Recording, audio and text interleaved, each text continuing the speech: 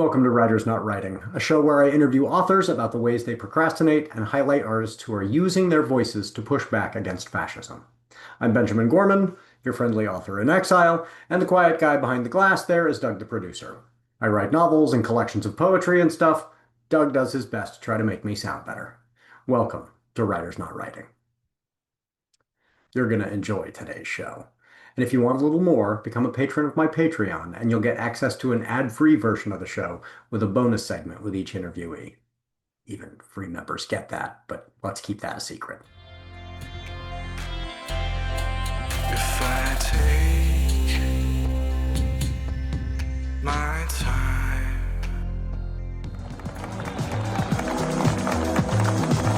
Oh, hey!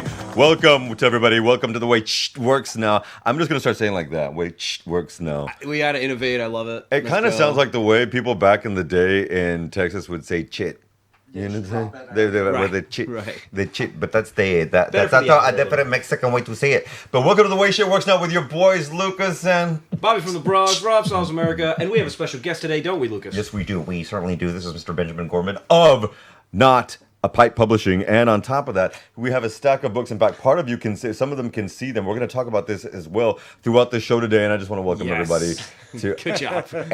And we should actually read some of those titles later because I want people to know that. But The also, recommendation they're at the actually very, very cleverly titled as well. All right, you know what we're here to do. We are your go-to expat escapology newscast podcast. We're here. I'm gonna put all that out there. Everything, and with the grand return of Ben Gorman, we can't be more excited. Thank You so much for being here. And collectively, we are joining the forces of building independent media because we're the ones that can really get a lot more truth out there. And so little by little, we want you to join us. Remember, you can follow us at The Way Shit Works Now on Blue Sky, The Way Ish Works Now on YouTube, The Way Shit Works Now on Instagram. Now, we do say ish for YouTube because, you know, what would Jesus do? And censors and things like that. Algorithms and such, yeah. Yep. But anyway, we're here also to give some breakdown. And also, I do want it to be like an expat reflection of how we look at this big, beautiful, what the Bullshit no, we bill? want, yes, this big bullshit bill. Signed yesterday on the 4th of July before a UFC fight on the White House lawn, I think. Is that what happened? Is We're that living in the Please explain, the most because I poorly work like a written universe. how yesterday. What happened? So there was a UFC fight. He was Or at least he signing, promised it. Yeah, he promised a UFC fight on the White House lawn. And the same time, he was signing the worst piece of federal legislation in about 60 years, give or take. So that's why he was outside? Yeah, so it was an entire, Trump all flash, no substance kind of situation, except the actual headline and why we're here today is because of the BBB, the big bullshit bill, which is officially the death of fiscal conservatism, officially the death of Republicans as the party of the working class. So can we look at this as a good thing? Sorry for interrupting. If this is the end of fiscal conservatism, at least it's the beginning of the reality of showing themselves. I mean, it's going to be a lot of pain to get there. Yeah, a but lot of death on the way. A lot of people will die. People who Starting need food, tomorrow or today, if you're on dialysis and from yesterday to today, you have to pay out thousands and thousands per. You can't do that. And your local hospital closes, and the EMTs will Thank no you. longer come to Thank your you. house, and so you have to go an extra hour into the local hospital. An extra hour will kill people. Of Like course it this is, I mean, people will start dying very quickly from this. To say nothing of the food assistance, Yeah. that like the Republicans, if your spine isn't broken in half, you can't get a dime of money for food. Fiscal conservatism. Meanwhile, they're going to blow a $3 trillion. Was it 3.2? Well, and we're going to talk about that too. Budget? It is that. Hole in It's, the budget? well, they're actually saying that this is going to be between 3.3 and 3.4. In the end, it'll be 3. Plus interest, plus everything we're always going to be adding, because typically, statistically, since the mid noughties or aughties rather, we've added 1 trillion every year, Right. a minimum. Well, listen, if you do dynamic grifter scoring and do what the Republicans do I don't want you speaking of the grifter of the president. He's not a grifter. Well, remember, George Bush used to say voodoo economics for their nonsense trickle-down plans. Now they call it dynamic scoring. So he actually went from trickle down to voodoo. That's right. Yeah, like that was so. Like they knew it was they knew it was bullshit the whole. Sorry, I can say bullshit. I'm sorry, I was we saying can. myself. They knew it was What is bullshit. our the whole podcast time. called? Yeah, they knew it was bullshit the whole time. They know it's bullshit now. I've been alive for 40 years. I've been saying I'm 39, but I've been alive for 40 years, and in my life, I am this is the 39. fourth Republican budget-busting tax cut in 4 decades. What were the first two? Hold on, so I go backwards. Trump 1, Trump 2, Trump 1, George W. Bush, and then Reagan. Yeah. So in reverse Reagan order. 1 or 2? Wasn't it 2? It was Well, I during was 6. Yeah, Yeah. but it was. I mean, I think I was a it little And man so, too. you know what I'm Yeah. saying? This big So piece of signature these- legislation. And what is the challenge is when they create these bills, they say, okay, this will last for 10 years because you can't create one that isn't infinite, you know. But it is very challenging for politicians of any stripe to let them sunset because they're going to be accused of raising taxes. Of course. And so you create some huge tax cut for billionaires, and then you run against your opponent and say, this person wants to raise taxes. No, they don't. They want to actually allow a huge giveaway to billionaires to sunset. But that's a tough call. So, you know, this could care go about on a the lot more than 10 economy years. So much. Right. They love it. They love the economy. But can I ask you guys, so how do sickening. you think this affect? I mean, obviously, like that's why I say the escapology thing and expat. We really do focus on that, but it's for everybody, immigrants and all kinds. But when you leave your country, how does something like that, when you're outside of the country, whether it's this crap of the BBB or anyone, how do you think that affects us as expats? Because apart from people making fun of us, which is Yeah, right. part and parcel with the chorus fair. now, but apart from that, how do you think it affects us? I think it's a really interesting question because I think it's in different ways. When the U.S. economy, you know, gets a cold, the whole world gets the flu. Like this is going to be bad globally. So I think that is certainly something people rightly will look at, you know, wherever you live around the world. If you're an expat and say, hey, your country is damaging our economy also. That's just going to be a fact around the world. Spain is doing much better than even the rest of Europe because it is less involved in the American economy. However, Trump has just said that because of Sanchez's standing, which incidentally, that is another thing where we won't talk about today, but it's going down in the socialist government shit. But anyway, that he's going to Uber tax Right. the country of Spain because they don't want to comport to this 5% or 3.5%. The NATO, Correct. his version of a NATO thing, which also, by the way, he is illegally exploiting an emergency powers loophole for tariffs. That's not a fucking emergency. Yeah. I don't understand why This he is gets not to do legal. that. And Right. yeah, I'm sorry. Last time Ben was here, I dropped way too many F-bombs for him to be comfortable. No, but I mean, one of the challenges I think for Americans to understand is when something is illegal but it is not enforced, the fact that it is illegal has no reality, right? And so if the courts aren't going to hold anybody accountable, he can say, I'm going to do the following to my political enemies. And if the Supreme Court goes, okay, then yes, it's technically illegal, but they have decided he's the king. And so he can say the new law is make me a sandwich, and it's now make me a sandwich. Like, And obviously, I do want to state Disgusting. just for a fact, they have not determined in the Supreme Court or Congress that he is a king. But the way that they're treating Kinda. him, the way that they're treating him, well, officially not, but the way that they're treating him is giving credence to that. And it's Yeah, also, sure, I do want to that's fair. make a sidestep notion of the fact that yesterday they also, or by Friday to yesterday, they gave him the permission to start moving people, specifically Latino immigrants, to Djibouti and South Sudan. Supreme Court, yeah, they can take immigrants that are in the states legally and ship them off to countries that are not their home countries, not which their is home insane. countries, and where there will be an incredible danger. Of course you it know, will. South Sudan is, that's a country that we should accept asylum, claims 100% from. we It is not a Excuse me, safe that is place. only for white South Africans, sir. Right.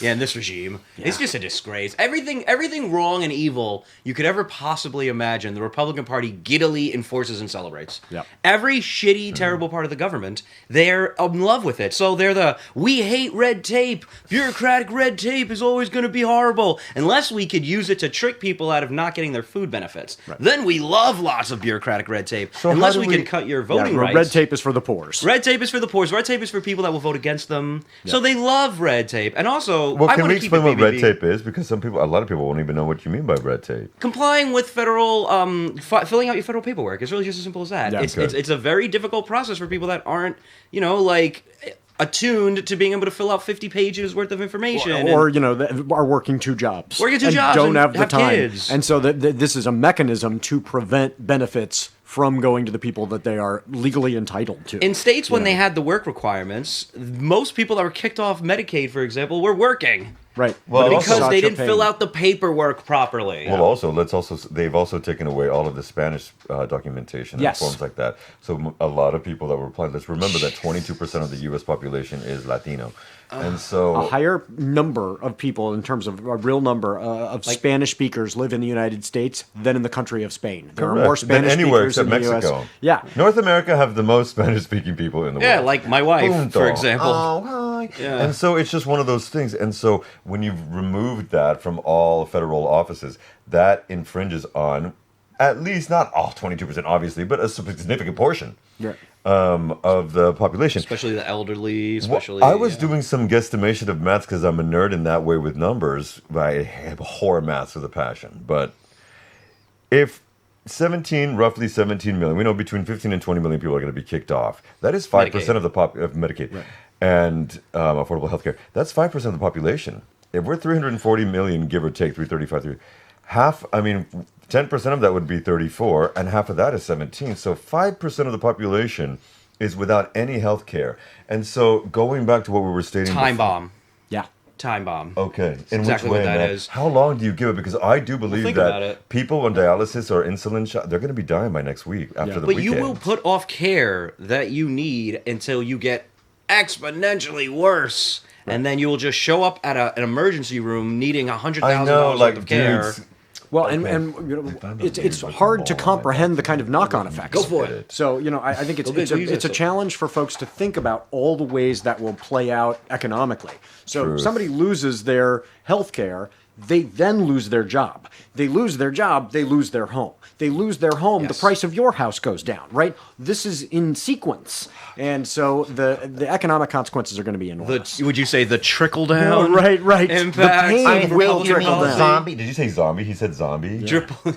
It really. Well- so I want to keep us on BBB because there's Okay, a lot of evil. I would like there's to a lot of talk shit in the about world. the money blocks in this bill. Yeah, Oh my because gosh. Now, it is so horrible. what they're referencing, and I did a bunch of because I was happy, drunk, full, and high. 'Cause he had a shout out. We had a to Thomas Lady Paine M. It was a great inspired party. 4th of July get together. It was a get together. It was not a major yesterday. celebration. It was mostly Spanish speakers, and so I did not feel like we were really celebrating the 4th. I didn't really want to. We were celebrating it in the way that it was intended, which was rebellion, resistance, and independence. Hey, And Amen. burgers, To a the barbecue, following. Burgers and the, beers the were best included. things. Yes. The chicken Yes. was off the chain, and thank you to Lady Miriam as usual. Well, let's thank John, a friend of the show, John and Hilda, two of my hell closest yeah. friends Yeah. ever. I didn't shout out. We were here. I was doing my unofficial tour guide thing. I'm basically one of the best tour guides in Barcelona in the past 3 years. I've brought around so many people all over. We've just been having a blast here, and this was one of their last hurrah, their last Yeah. little kickoff. Yeah. So it was Before they great have for- to go back They to. were great. Too. It was going to back be to Jersey. Yeah, back to Jersey, but unfortunately, they're not looking forward to it. But they've been wonderful, and it's been a really great time. So we decided to just have all our friends get together and have a nice time of it. And I think we did. We're a little worse for the wear this morning, but some of us. But it was a really great time. I'm glad. I'm you both came. fresh, youthful, fun, fabulous, You always darling. are. You Right? always No. are. So anyway, Tax cuts. What they're claiming is that there will be approximately $4 to $4.5 trillion of tax cuts over the next 10 years, which would be theoretically between 4 and 500 billion a year of tax cuts. But for whom? Because this is a permanent extension, to the 2017 Trump tax cuts, okay, which were roughly about 2.2 trillion. I would also like to make mention when the final numbers came in, as Biden came in, by 2022, I believe it was reported and known that the Trump administration in 4 years had collected $8.3 trillion of deficit, which was 26% of the entire deficit that the U.S. has run since its ever invention, Ever. since July 4th, Ever. 1776, if that's what you want to call it. the fiscal conservatives. Exactly. Well, and part of their rationale is always, but if these incredibly wealthy people suddenly have this huge windfall, what are they going to do with it? They're going to, start new companies. They're going to create jobs. We were at nearly full employment. There are no jobs to create, after Biden. And we've seen this time and time again. What is going to happen is the incredibly wealthy literally don't have anything to do with their money at this point. You can't invest in building a new company. You can't, because you don't have customers who can afford to buy new products because you're busy robbing from the working class. And those are the folks who, you build an economy bottom up. You need people who can buy the stuff. So you could design a new computer that costs $10,000 and you've got this new whiz-bang invention. Who can buy a $10,000 computer when they're busy losing their home because they can't get dialysis? Right. Bingo. So the whole thing doesn't end up working. And what ends up happening is these very wealthy folks just pump it into, Wall Street, into speculation, which makes the whole economy a lot more fragile. And it means these companies are overvalued. Absolutely. And they ship it off, and they ship it offshore. Yeah. They ship a lot of that money offshore. They have their shell corporations. Apple, for a while, was literally sitting on cash offshore. They couldn't even invest it in the markets. They just had all the iPhone money sitting in cash somewhere. Can I tell you what makes me sick about that as a former Republican? Because I used to believe this shit. I used to accept it as reality. Is when they go, oh, well, if a business has to pay its taxes, they're not going to actually innovate. Like, what do you mean? It's part of your bill. Like, if they have to pay their rent, they're not going to innovate. Just logically, it's stupidity to it's ridiculous. It's ridiculous. Where did you get your workforce? Where did you get your water? Where did you get your freaking infrastructure to actually make your job work? You got it for the taxes that were paid and created it. Yep. So, as a Republican, I omitted the rest of that information, and then I said, oh, well, you know what, that's right, I don't like taxes, because who likes taxes? But the fact of the matter is the return on investment is massive. Yeah. And that's what was always hidden from me as a former Republican voter. The return on investment of what your tax dollars pay. Well, there is nothing like Social Security. It was created because when you invested all your stuff in the market and the market tanked, people went bankrupt and killed themselves and jumped off buildings and were completely ruined for life. We have these programs that can create massive return on investment. I feel like it's not talked about at all. Yeah. If, because the person who doesn't jump off a building and then lives out their retirement buys stuff. Right. That's what keeps an economy going. You need people to be alive and purchasing goods. Right? And because they need this They shit. need stuff, and that's what fuels the economy. The way people works, buying man. stuff. Yeah. And my one other point, again, as a former Republican, watching these fiscal terrorists hold the entire global economy hostage to debt ceiling raises of the debt ceiling, aka constitutionally mandated to not default on its debt. The United States government is constitutionally mandated to not default on its debt, and I've watched Republican economic terrorists use that to concede draconian cuts in these programs that people need. It's always against the poor. It's always against the poor. It's always against the poor. And they would use the catastrophic debt ceiling default as a way to extract those cuts. Extortion. And now they just jacked up the debt ceiling $5 trillion. Yeah. What? Yeah. So I don't want to see an article. I don't want to see an op-ed. I don't want to see a newscast talking about fiscal conservatism. That is dead. Fiscal conservatism is dead. The Republican Party represents nothing of the such. And if people who call themselves fiscal conservatives are going to continue to vote for the Republican Party, then they're frauds too. Yeah, they're not fiscal Ridiculous. conservatives. And that is good in the sense that the Republican Party has revealed what it really stands is. for. That's what what I its meant priorities earlier, really yeah. are. They're not working class. They're not pro-working class. That myth, because Donald Trump says a lot of shitty things that, and he speaks his mind. No, because he has a mental disorder. That he's actually pro-working class, and the Republican Party under him is pro-working class is insane. You can bring it back to BBB again. This no tax on tips actually only lasts for 3 years. Okay, that was another thing I wanted to say, yeah. Only lasts for 3 years. And up to 25,000. Which means you have to declare all that, by the way. Yes, exactly. You have to declare every bit of in it. New York City, I'm going to tell you what, you can make 400, 500, 600, 700 a night. And so you will get up to 25,000 within months. Y después qué, güey? And after, what the hell? And so that's what starts to take away. And I'm glad that AOC, who is New Yorkina, said this. From the Bronx. Because it is, I mean, you graduate and you go work, part-time or whatever for KPMG, and you go at night and wait tables, you're going to make more money. Yeah. Waiting tables when you get up. I mean, it's the only good part of it. So the owners exploit their workforces, which makes me sick. They pay them tipped wage. Yeah. So it's the only good part of working this kind of job where you can actually make some good money on your on cash and maybe just hide a little bit of it. And we're talking about people minimal money. But it will perhaps help people. Let's say in I hope so. Louisville, Kentucky, who are not going to necessarily make New York City, San Francisco, Seattle. After even their then, I mean, it is- food it's- assistance was cut, and it's- after their But hospital. that's the other thing. Thank you for saying They that. cut man. their hospital, they closed their hospital, and they cut their food assistance. But your And taxes, the whole your tips are tipped taxed. wage thing is, we should acknowledge, at its heart, sexist and racist. Oh, for The sure. idea that Absolutely. we say, here is the minimum wage for any kind of work, except for tipped wages, because who are we aiming a lower wage at? Well, I would like- Oh, it's predominantly women, people of color. And so if we said, no, we're going away, if you want to get away from, taxing tips, raise the wages and then tax the wages. But this is a way to preserve the sexism and racism in a fundamentally racist and sexist system. Hadn't thought about it, but you're totally right. Okay, so wait a minute. In that sense, if women, which apparently is what the statistic is, women do up over 70% of purchases in the West. Okay, so if that's going to be infringing upon that, and a lot of times about 30% is usually big homes and shit. Well, the woman's also on that. It's a home between families and whatnot. So if that's the case, then and we're infringing upon that, that means that that's going to affect how many people they're going to be exactly. Everything. Yep. So I said it earlier, this is probably the worst, if not, okay, maybe one of the worst, but possibly the worst piece of federal legislation in our lifetimes. Yep. I mean, it is a disaster. So far. So far. I mean, we are.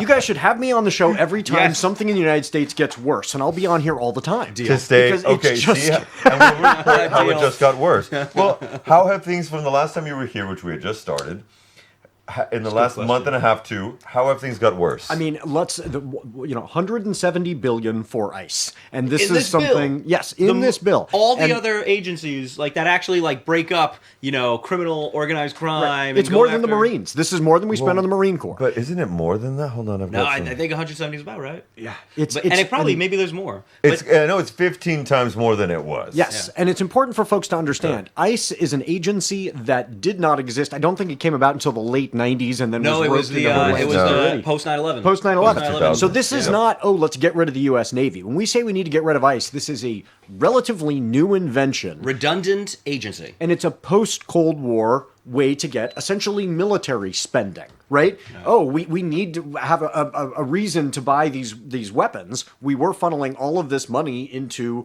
a colonial enterprise of fighting against the Soviet Union in proxy wars. What are we going to do? We're going to turn it against our own people. And so this is a long process of convincing people the biggest threat to you is your neighbor next door, and now we need to build concentration camps. And that takes a while to get people scared of their neighbor next door who they actually like and say hello to. But it's already happened. And once you get them terrified of the neighbor next door, you can say, let's put them in a camp surrounded by alligators. And that's the wildest thing is we've gotten to that point where people are cheering that. They're saying, yeah, we love this new idea of a prison surrounded by alligators. I think that's a wonderful thing. And it's and not- it's concentration camp. Wait a minute, gentlemen. There's an element of, again, you mentioning that and people cheering that. This is sociopathic. Of course it is. And so we're also dealing again. were laughing at the press. We're dealing with megalomaniacal narcissists who have sociopathic tendencies, but they're also mentally and emotionally disturbed. And most of them are, of course, black lesbians. And you know where I'm going with that. Yeah, no, and if you don't know, now you ironic. know. I got you. And this will not survive. I question the ability of this surviving with everything that's happening in the Supreme Court. Just bowing to this piece of ish. Well, they're To still November of 26. Yeah, they're still counting. It's insane because the economic devastation is absolutely going to be felt. It's pure evil, but the economic devastation is absolutely going to be felt. But weird things are happening. So when Donald Trump is illegally firing a bunch of federal workers and putting them on leave, they're not technically on the unemployment rolls. And then So we're putting not one of the getting- guys from the insurrection who was on trial as it was going, and then he was. Did you hear about this? DOJ. Uh-huh. Yeah. The worst possible way to use a Department of Justice ever. Which, by the way, I would like apologies to Joseph Biden, who saw Kash Patel coming and said, well, we're not going to let my family be completely devastated and friggin' politically persecuted. So he did that. Listen, could he have done more for other people? Sure, but he was not going to let Kash Patel ruin his entire family's lives. And I think the media that shit on him needs to do it. But we can move on. The fact of the matter is, they're cheering pure evil, and ICE doesn't... they're not breaking up criminal gangs, because we'd hear about it everywhere. Donald Trump, he's the best showman on the planet. He's the best person to gain media attention ever. If ICE were breaking up organized criminal gangs on a daily basis and bringing in horrible, like, murderers and rapists and all that stuff, you'd hear about it every single day. So you know what they are doing? They're going after abuelas. They're going after little girls. They're breaking up, like, Boy Scout troops. They're taking kids who have... Stephen Miller gives them a quota and says, okay, you need to go out and get 3,000 people today. And so you go for the folks who are the most law-abiding because they're the easiest to find. You showing up to their immigration hearings. Come Or on! You go to their schools. You go to their high school graduation. Churches. You go to churches. And so the people they are targeting are the people who are easiest for them to find because they're just aiming for numbers. And we need to, I think Americans need to think about these numbers a lot more. And numbers aren't sexy. And but Trump throughout the campaign kept saying 20 million. And at his press conferences, he will say, I don't believe there are only 15 million. I don't believe there are only 11 million. There are 20 million. There are 21 million. He has this number in mind. And that number is false. Yeah, and that means the only way you're going to get to 20 million is American citizens. It's going to be, and bear in mind, to be undocumented is not a crime. No, this it's is not. a Civil misdemeanor. offense. It's a civil offense. That's right. Yep. And so they're going after law-abiding, people who have not broken any law, and then they're going to start going after their, He canceled natural-born children. I mean, He canceled TPS. yeah. What We is had temporary TPS?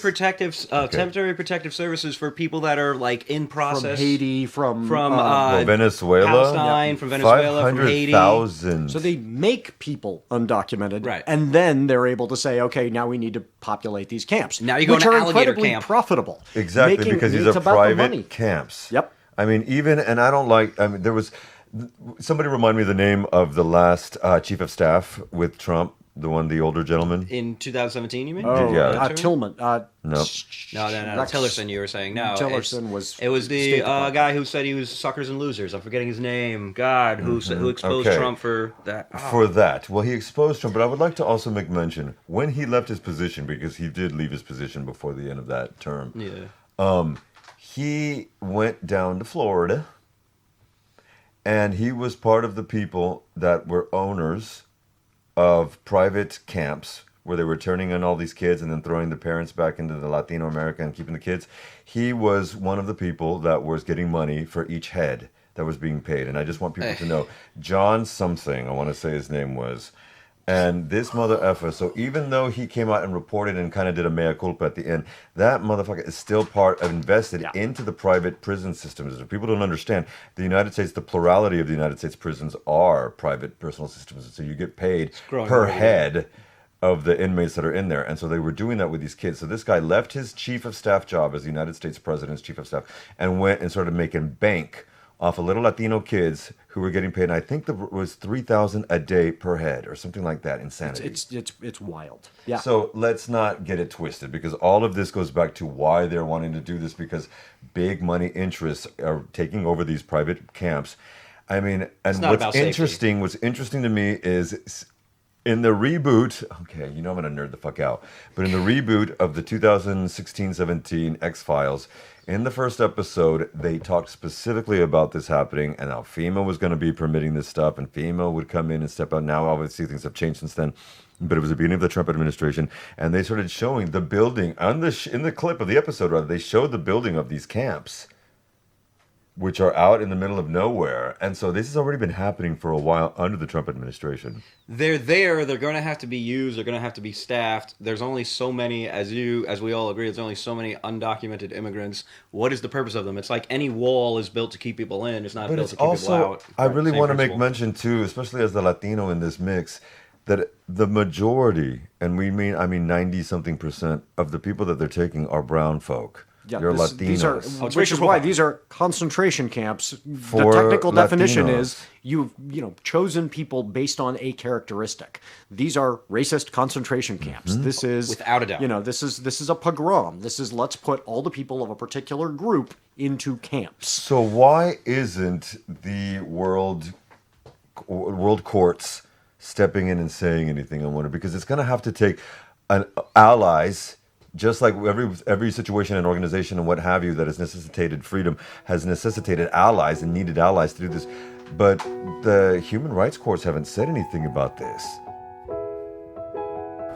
NotAPipePublishing is excited to announce our huge summer sale. Everything on our online store is 25% off. Let's face it, it's hot. So read a great book in the shade, wear a new shirt to the barbecue, sport the merch, and save. Share this with all your bookish friends. bit.ly/NAP store. bit.ly/capital N, lowercase a, capital P, lowercase store. Fascist purges always begin with books. If you can't imagine a better future, you'll never fight for one. At a time when oligarchs and politicians are trying to divide us, to scare us, to silence us, it's more important than ever to speak up, even when it sometimes feels like screaming into the void. Only as celebrations of established foundations, all of a sudden screeching, discordant, as the preachers become ignored by the God they adore, pathetic and Anti-fascist grasping, literature is and the one way mumbling we their fight last back against the excuses. rising tide of hatred and ignorance that seeks to drown the sparks of empathy, community, and curiosity that are the birthright of all human beings. And then maybe you understand. Never let them silence your voice. Never let them push you down. And never forget that your mommy loves you with every Through our fiber. stories and poems, we articulate our love for each other, our desire for justice, our need for freedom, and our determination to make a stand. The seductive depths of the ocean are more appealing than physical contact with either of them. A mental stream of David Attenborough narration carries her through the awkwardness. Here, the larger of the two apex Volume 1, predators the demonstrates Antifa Lit Journal, begins with Rachel A. Rosen's brilliant "What If We Kissed While Sinking a Billionaire's Yacht?" and takes the reader on a journey through rage, fear, and despair to a place of grace, hope, and motivation. Fascists are like bindweed and blackberry in the garden. You can't eradicate them, but if you stay on top of your reading, you can keep them from taking over. By itself, it's not enough, but no single effort is. We must come together and embrace one another. Media. The Enriquez kids came to my daycare until their dad got disappeared, Dolores said. Where were the signs and the singing when my brother died? Protest, boycott, strike, demand your representatives do more, protect the vulnerable, and support the people who are fighting alongside you through their The art. kind who sits comfortably where evil meets idiocy and drinks up what he's fed through tubes painted red like the doors of those they tell us are better off dead. Back our Kickstarter and help us make the Antifa Lit Journal into the kind of community that will outlast the current fascist regime. Fight fascism with your voice while you still can.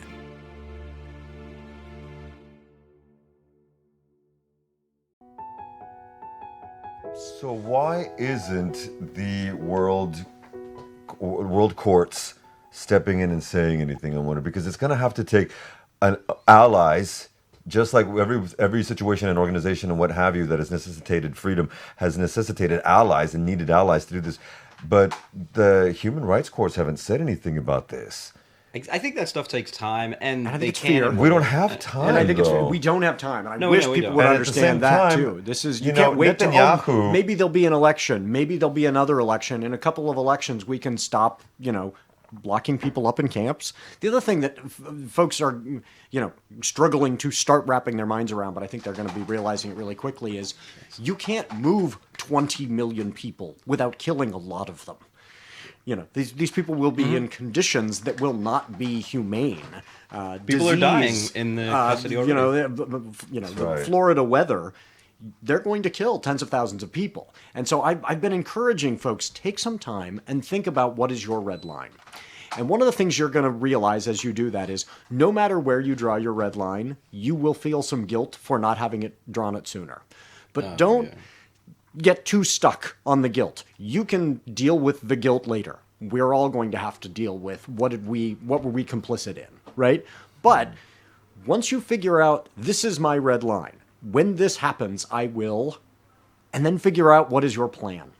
And for some folks, a lot of the expats listening know the plan is get out.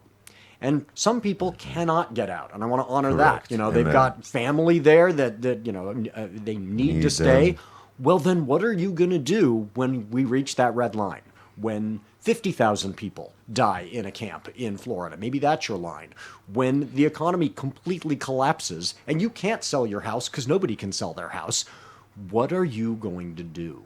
And start preparing for whatever is your, I mean, I know what my red line was, when the guy who's saying he's going to put 20 million people in camps gets elected, I don't feel comfortable living next to my neighbors who said that's a great idea. Yeah. Right. I need to get out of here. So this is not a safe place to be. Yeah, I mean, neighbors flying Trump flags and, literally sending me death threats, and I was like, this is not going to be a place where my family is going to be safe. We need to leave. So we had a line that we thought through. Now, had we done all the preparation in advance? No, I wish we had. We had then 60 days to go. How do we sell our house and 2 cars and every single thing in the house? It was a nightmare. But we knew when this happens, we've crossed that line. And like I said, then you say, why did I tolerate things before that red line, right? But start thinking about what is your line and what will you do? Do you think Elon Musk has got that line? Right. I had conversations because he's obviously going to take a hit financially. That's what I want. That's next on this plot. Because the next thing is also the planet Earth is going to take a hit in this bill. Not only will hundreds of thousands of jobs and innovation in red states. This bill is the red state murder bill. Oh yeah. This is not a New York City murder bill. No, we don't be motherfucking fine. Not only are rural hospitals closing, and most people on SNAP are white. Right. The rural white people on SNAP, hello. Well, but it's because of population too, 56%. Yeah, the majority of people, white, obviously. But it's just math is math, and it's majority white people. Majority white people vote Republican. So the number one thing it's going to screw over is that the very intelligent way the Inflation Reduction Act was implemented to mostly exist in red states to create more jobs and create more opportunities.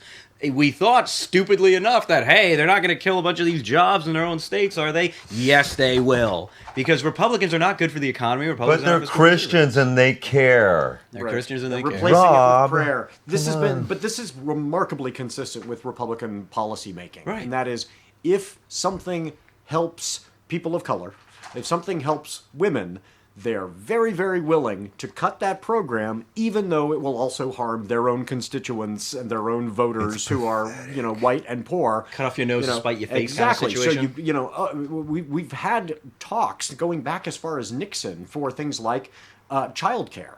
Let's provide childcare for every American. And then they realized, who would provide that childcare? Oh, that would be women of color getting employment. Right? We can't have that, so we need to cut this thing that would have served every demographic group who has children, which is, everyone. No, we need to cut that because it might help women, it might help people of color. The Republicans have been, and so the fact that they're willing to hurt their own voters is not a surprise. It's the way the Republican Party works. But why don't, because I remember back in the day in some sociology class, we used to talk about how our Anglo-Saxon brothers and sisters usually had a tendency to look, 7 to 8 decades into the future. And that was one way how certain parties kept a stock on governmental futures. And they don't seem to be doing that right now. Like this I've heard someone say the other day, we're a Big Tent party. I'm like, bitch, what? The Republican Party is a Big Tent party. Yeah, that they were. What is that tent? Conspiracy theorists, racists, domestic terrorists. Well, but then that's why I brought up Elon Musk, because all the clean energy incentives have been rolled back. As of yesterday, all electric vehicle tax credits and IRA renewables, which were going to be extended until 2034, have been cut as of next month or after August. September it stops. And industry bigwigs are warning that this will definitely slow job growth starting very now and weaken the future-focused sector. And will hyper-accelerate climate change, obviously. Yeah. So is this the final nail in the coffin of the bromance between those two closeted homosensuals? I think it let them fight. Let them fight. But it puts somebody like Musk in an interesting position where it's, I make my money by ostensibly trying to, prevent global warming from destroying the planet, but also I'm an oligarch, right? And so his he's in both groups, right? And the oligarchs are fine with destroying the planet if that means, I'm the ruling class in the last gasp of humanity, right? And they've made this calculation: better to be on top when the world goes down than to pay slightly higher taxes. Right. And so is he going to, actually go against Trump to say, I want my business and a legacy? He doesn't seem like he's particularly concerned with legacy. This is not a guy who's paying for libraries at, universities. No, it's not happening. Yeah, he doesn't, there are no, Musk hospitals, When right? they told him he could solve world hunger with a certain amount of money, he took that money and bought Twitter. Yeah. I mean... Yeah. So I think he's ultimately, I would not be surprised if he goes, you know what, I know where my bread is buttered. I'm going to stick with the oligarchs. That's also so easy to win your way back. So you would think saying that Donald Trump is on the Epstein list and that's in the Epstein files and that's why they're not releasing them, direct Elon quote. It's hard. You would think it's hard to come back from that, except J.D. Vance said 1,000 times worse, and he's his vice president. All you got to do is cut a fat check to the Trump super PAC or whatever that, or honestly just buy meme coin. Now it's just so and say something flattering later. Right, exactly. And then call a government agency from the meme coin. I was wrong. This is the best piece of legislation ever. Mr. Trump is a genius. How do we then talk about the fact that there's no way to get most of these people out of the cult? I do not believe there's a way.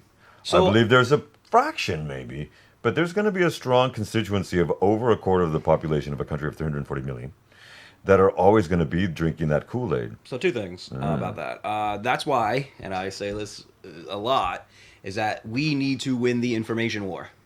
This is what we're doing. This is the three of us are actively participating in what is happening as an information war in a negligent media environment. Yep. In a rigged social media environment. We need to, but screw that. We have to win anyway. That is step 1, step 2, step 3. That is you win the information war so that you prevent shooting wars. Mm-hmm. If we can win the information war and get information to people's brains that are being blocked out by their echo chambers and their information silos, that is step 1. And I believe you do that by making sure that I think we have to stop trying to convince people and just make sure they hear the thing. So if you try to get into, I had a conversation with, actually my buddy John, who's a really, open-minded guy in a lot of ways, and he has a lot of different friends from different political perspectives. Yeah. Some of them are annoying as hell, and so he's been like, okay, this is annoying. But he makes a good point. He's like, if you're opening the conversation trying to convince somebody of something, they're going to instinctively kind of be like, bullshit. Yeah. Well, having the conversation, right, or fighting it, so you just plant the seed. Hey, plant the seed. Just make sure that it's heard, and if it's not going to be heard in an argument, it's not going to be heard when you say, you piece of blah, blah, blah. That's not, nobody's going to listen to you. They're not going to have their listening ears on. So just make sure to win the information war by conveying the information, getting the information to people's brains without triggering their, fight or flight response. Identity threat. Identity threat. A lot of folks, when you say this thing that I disagree with, it is a deep personal danger to me because that is my entire identity now. Right. The size of the Trump flag is who I am as a human being, right? And so you need to get beyond that. And I think part of that is normalizing being able to say I was wrong about a whole lot of other things. Like superpower. So you try and create a sense that it's okay to say I was wrong about this. This is why I wanted to bring up the whole emotional and mental thing, because we're dealing with an ingrained amygdala of thousands of years, specifically in heterosexual, straight, and men. And having that ability to admit I am wrong in a man is, even with gay folk, and I'm a gay man, and I admit when I'm fucked up and I'm wrong because it's just part of how I was raised. But it's unusual. It's scary. It is unusual. We don't even ask for directions. Because and part of it is how are we going to deal with making men more secure? Because even when they act like they are the most, especially heterosexual men, are the most insecure motherfuckers in the world. Yeah, and they feign rampant. so much shit. And I tell you, there is nobody stronger than a gay man or a trans man. I'm telling you, because the shit we've had to fight through. Yeah, especially if you're black or brown. And I am. Steel is forged in fire kind of thing. And so it's this element of how do we start to better our men. Better role models, number one. And we have so few. We don't even have a good one in the gay community. I want to be one. Maybe that's you. My best. Yeah, maybe it's going to be you. No, but I do think there's a tipping point too, because that the fragility of cishet white men can be manipulated, right? So, the kind of bro culture is, why are we doing this? Because we're all doing this. And so if you can get across a certain tipping point where people are looking around going, oh, all the guys are acknowledging error, you can get to, that becomes socially acceptable. So we need someone on the right to start acknowledging more errors. Someone formerly on the right, perhaps? A lot, correct, but also someone, imagine and I don't want to throw this out there, and I probably won't mention his name much ever again,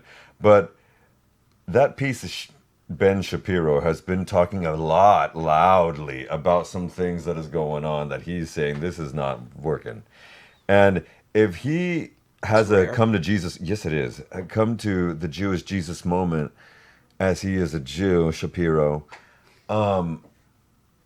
that can start knocking things over. Yeah, but like you said, it's a lot of folks. It can't be one. It can't just be one. You know, it's because one, it just becomes the enemy, right? If you're deeply into your group and you're saying, "Oh, this person has just left the group; they're a rhino," or whatever the term becomes, right? Whatever. You need a whole lot of folks to go, "Oh, it is now normal to acknowledge I was wrong."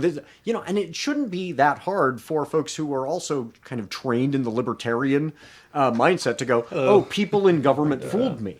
People in government do that. Right. In media, fooled me. Yeah, they've been hearing the media lies to you all the time. Right. They need to go, oh yeah, it wasn't just the media that lied to me, the politicians lied to me. They struggle to even acknowledge Trump as a politician.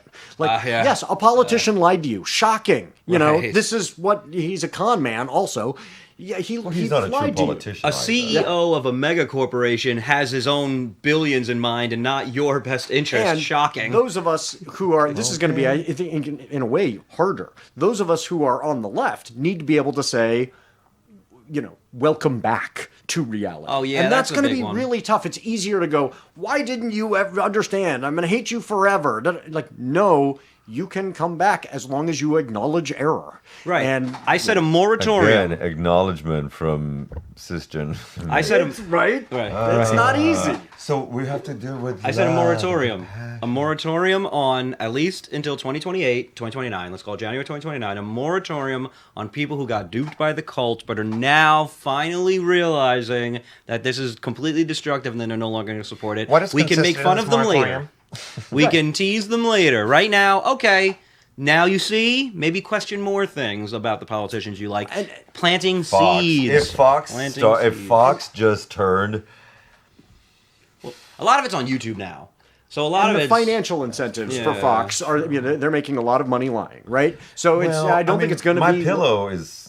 Yeah. No, but they make money off cable subscription. So you are forced to have Fox News in your cable subscription. You don't get to opt out of it. That's where they make all their money. Yeah. Advertising My Pillow commercials on Tucker Carlson, well, he's nobody now. But that's not, the advertising isn't their number one source of income. It's the cable companies forcing you to get Fox. That's why there's a movement to try to, you know, and allow the viewers. They get the eyeballs, owners. and so they need to get the viewers to watch them. And lying, saying to somebody everything is terrible and your next door neighbor is an existential danger to you and you should be afraid and you know you're a retiree and you should watch this 8 hours a day and get really freaked out is turns out a great business model. Whereas saying to people, hey, there are good policy solutions that are complex and they're not particularly sexy and, you know, maybe free buses in New York. And people go, hello. That's not nearly as cool as the neighbors and member of MS-13, right? And so it's the you know, extreme version of if it bleeds, it leads. Yeah. Tell people lies that are scary and they're going to watch Fox News. I think the financial incentives towards lying are absolutely there. I think now, though, it's flipped. And I believe there are excellent financial and future incentives on the truth. I think the truth now is gold. And I think if you're a miner for truth gold, you're going to be very valued in these next few years of chaos and negligence and terror and corruption and aspiring fascism. I think telling the truth to power is more important now than ever. You're 100% right. And I think that's more something that, like, young men can get behind. Right. You know, like, you're somebody that's like, okay, this guy's going to tell you the truth. You may not like it, what I got to say, but you know I'm going to be committed to telling you the truth.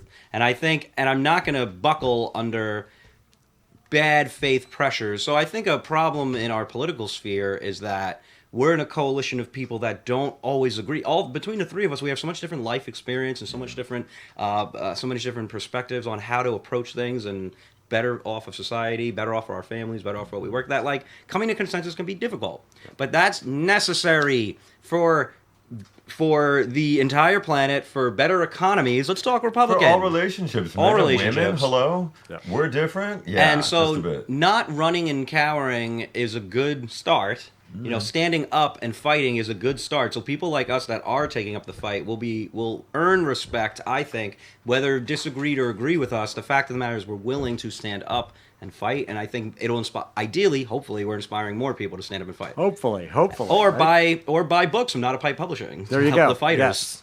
Well, can we talk about that? Yeah, let's talk about it. Let's wrap up on that. To talk about it. Yeah. So this one, I think I mentioned this one the last time. Dear America breakup letter. So this was kind of the, you know, when I say that it's hastily written, I hope people don't think that that means it's bad. But I wrote it fast. Like this was, 60 days while also selling my house to try and explain.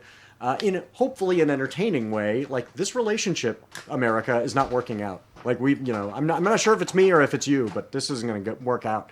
Well, this is the most recent thing. This is very cool. So this is What If We Kissed While Sinking a Billionaire's Yacht, which is also the name of one of the stories inside it. Yeah, and this is an anthology. We put this out, this is the Antifa Lit Journal. We thought, okay, this is going to be a one-off anthology. Oh my gosh, so many people submitted, so many people were so excited to put in poetry, short fiction, that we went, this is going to be a regular thing. It's now going to come out again in November. We're going to have the next one. So check out the Antifa Lit Journal, and it's a way of supporting truth tellers. It's supporting people who, through fiction and poetry, are saying, this is a crisis. You need to be paying more attention. Why did you start Not a Pipe? So NotAPipe Publishing. started back in 2013, and the idea was, let's have an independent press that puts out science fiction fantasy, which, and anybody out, I will be very open with you. Science fiction and fantasy you don't go into for the money, right? That is not the kind of literature that sells the best. If you want to make a lot of money, write romance and textbooks. Right. Textbooks is where the money is, because, people don't have a choice. They must buy the $60 textbook, right? And we were writing, genre stuff. But a lot of folks in the kind of literary world, those genres have had a lot of voices that have been kind of suppressed. Women were not taken seriously in the science fiction space for a long, long time, and kind of shunted off into fantasy, right? And then a lot of men were not writing as much fantasy unless it was Tolkien-esque ripoff stuff, right? Mm-hmm. And people of color were pushed out of both those spaces often. Could you give me an example of a Tolkien-esque ripoff, please? Yeah, a Tolkien-esque. No. And the reason I won't is I'm going to end up sitting next to one of those authors on the panel. Okay. And I don't want to say that. Well, I wanted to say, but we won't. Yeah. Keep it positive at the end. Yes. These are my colleagues. Yeah, I'm not gonna badmouth any writer. What about women in the sci-fi? I'm trying to think. Was it the writer of V, a woman? The creator of V? One of the greatest science fiction authors of all time is Octavia Butler. Octavia Butler is a black woman. She passed away in, I think, 2005.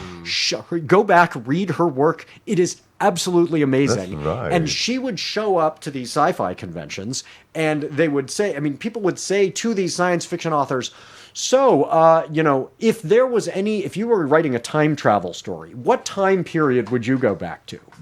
And Octavia Butler would go, there is no time period I would ever go back to. It is only, white male privilege that makes you think any time would be romanticized. Of course. For me, right? And she ended up writing, it wasn't Parable of the Sower. I'm trying to think which book of hers is specifically about a black woman from the 70s being sucked back in time to the antebellum South. Well, what happens to her? Yeah, what happens to her? She's enslaved, right? It's not, time travel's not cool for anybody else. But white dudes. Marvelous book, right? Yeah, Mark Twain gets to go, Connecticut Yankee in King Arthur's court. What a great adventure. No, nobody else who's not a white male gets to go back in time and enjoy it, right? And that book, is... Yeah, she wrote Parable of the Sower and Parable of the Talents about a dystopic futuristic world in the early 2000s where a white ethno-nationalist fascist takes power by telling everybody essentially it's God's will that you elect a dictator. And let me tell you, reading that book is so scary right now. And she, Octavia Butler was a prophet. Like, read your Octavia Butler. Look at all these tech bros. They all believe that. Right. And so, understanding, okay, there's a lot of important things that can be said through science fiction and fantasy. Since then, we've expanded. So we've got, thrillers, but we really focus on what is the truth being told through this fiction. Or now that we've been doing more and more poetry and we've published some fantastic poets, who are these folks who are speaking truth to power through their poetry? And that's been very rewarding, even if it's not financially rewarding. If people wanted to submit anything, how could they get a hold of you? So go to NotAPipePublishing.com. We're not open to submissions of novels right now, but we are taking submissions for the next Antifa Lit Journal. So if you write short fiction, if you write poetry, and you want to challenge what you're seeing every day in the news, please, that's a wonderful way to use your talents to do that. And what are the links? NotAPipePublishing.com. And go to NotAPipePublishing.com and every social page. Yes, and then please go to our store, buy stuff by these authors, support their work they're doing. And if you are an author yourself, you are a poet, go to Antifa Lit Journal and submit, and that would be a wonderful way for you to use your gifts to speak out. Because you're right, telling the truth is going to be incredibly important. But often we tell the truth through fiction and poetry. When there's crisis, look for the helpers, and you're part of the helpers in your network, and we're very impressed and can't wait to have you again, man. That is the whole idea of the way shit works now. I mean, the truth tellers, let's talk about George Orwell. Right. Because now we're living it, and he was trying to tell us 80 years ago. Yep. Yep. So, again, that is Not a Pipe Publishing. You can also follow him on Instagram at Not a Pipe Publishing and Teacher Gorman. Teacher Gorman. Gorman. And Blusky and That's right. Instagram and all as well Twitter. As I will never call it X. And so please follow and support those authors. I mean, that's my big focus: is how can I support my fellow authors and kind of spread the word about them. Listen, that's incredible, man, and we can't wait to see you rise with you, and just make the attention on the truth tellers where it belongs in this time. That's critical Make for that. truth great again. There we go. That's it. Mitga. We're ending on that. We're gonna Mitga Perfect. you, okay? And I just want to give one really quick thing because you mentioned the '70s. So, if there was any time that I would go back to that I couldn't live through, it would be the '70s. I just would like to have seen what was going on. Well, the then. parties must have been. But nuts. there is a. There is a rock duo that is American and Brit that I have to recommend to everybody who's going to be listening to this in the future. Okay, so we're recommending books, so I want to recommend a summer thing for music. Have you heard of Young Gun Silver Fox? No. I don't think I have. You need to. Young Gun Silver Fox is going to make you come rainbows. But it is actually, if Taj Mahal, Steely Dan, the Doobie Brothers, and I don't know, somebody else, Joan Armatrading, got together and had an orgy, they would produce Young Gun Silver Fox. And it is the most beautiful throwback to the 70s I've ever heard since the 70s. Is it like funk infused, or does it sound There is like... some funk infused, but it really does sound like adult-oriented rock. It's very Steely Dan. It is incredible. And Sly and the Family Stone. Okay. It's just wonderful. So if you want some chill down the lake, down the river music, Young Gun Silver Fox.